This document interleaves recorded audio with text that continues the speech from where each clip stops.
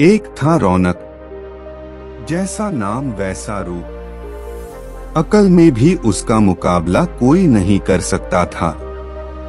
एक दिन उसने घर के बाहर बड़े बड़े अक्षरों में लिखा, यहाँ अकल बिकती है। उसका घर बीच बाजार में था। हर आने जाने वाला वहां से जरूर गुजरता था। हर कोई बोर्ड देखता, हंसना और आगे बढ़ जाता।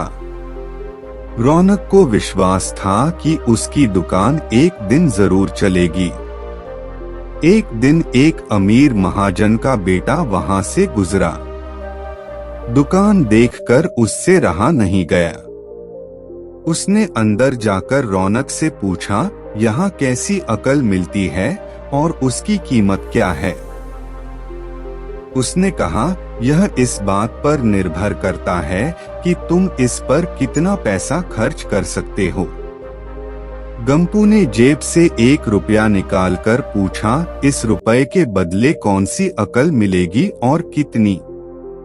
भाई, 1 रुपए की अकल से तुम 1 लाख रुपया बचा सकते हो। गंपू ने 1 रुपया दे दिया।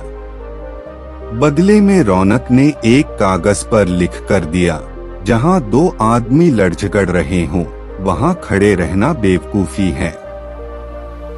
गंपू घर पहुंचा और उसने अपने पिता को कागज दिखाया। कंजूस पिता ने कागज पढ़ा तो वह गुस्से से आग बबूला हो गया। गंपू को कोसते हुए वह पहुंचा अकल की दुकान। कागज की पर्ची रौनक के सामने फेंकते हुए चिल्लाया, वह रुपया लौटा दो जो मेरे बेटे ने तुम्हें दिया था। रौनक ने कहा, ठीक है, लौटा देता हूँ, लेकिन शर्त यह है कि तुम्हारा बेटा मेरी सलाह पर कभी अमल नहीं करेगा। कंजूस महाजन के वादा करने पर रौनक ने रुपया वापस कर दिया। उस नगर के राजा की 2 रानियां थीं। एक दिन राजा अपनी रानियों के साथ जौहरी बाजार से गुजरा। दोनों रानियों को हीरों का एक हार पसंद आ गया। दोनों ने सोचा, महल पहुंचकर अपनी दासी को भेजकर हार मंगवा लेंगी। संयोग से दोनों दासियां एक ही समय पर हार लेने पहुंची।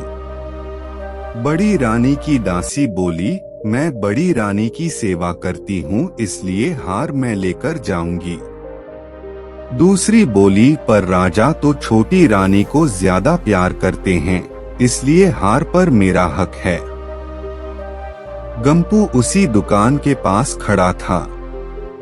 उसने दासियों को लड़ते हुए देखा। दोनों दासियों ने कहा, वे अपनी रानियों से शिकायत करेंगी। जब बिना फैसले के वे दोनों जा रही थीं, तब उन्होंने गंपू को देखा। वे बोली, यहाँ जो कुछ हुआ तुम उसके गवाह रहना। दासियों ने रानी से और रानियों ने राजा से शिकायत की। राजा ने दासियों की खबर ली। दासियों ने कहा, गंपू से पूछ लो, वह वहीं पर मौजूद था। राजा ने कहा, बुलाओ गंपू को गवाही के लिए, कल ही झगड़े का निपटारा होगा। इधर गंपू हैरान, पिता परेशान। आखिर दोनों पहुंचे अकल की दुकान। माफी मांगी और मदद भी। रौनक ने कहा, मदद तो मैं कर दूं, पर अब जो मैं अकल दूंगा उसकी कीमत है 5000 रुपए। मरता क्या न करता। कंजूस पिता के कुड़ते हुए दिए 5000। रौनक ने अकल दी कि गवाही के समय गंपू पागलपन का नाटक करें और दासियों के विरुद्ध कुछ न कहे। अगले दिन गंपू पहुंचा दरबार में। करने लगा पागलों जैसी हरकतें। राजा ने उसे वापस भेज दिया और कहा, पागल की गवाही पर भरोसा नहीं कर सकते। गवाही के अभाव में राजा ने आदेश दिया, दोनों रानी अपनी दासियों को सजा दें, क्योंकि यह पता लगाना बहुत ही मुश्किल है कि झगड़ा किसने शुरू किया। बड़ी रानी तो बड़ी खुश हुई। छोटी को बहुत गुस्सा आया। गंपू को पता चला कि छोटी रानी उससे नाराज हैं, तो वह फिर अपनी सुरक्षा के लिए परेशान हो गया। फिर पहुंचा अकल की दुकान।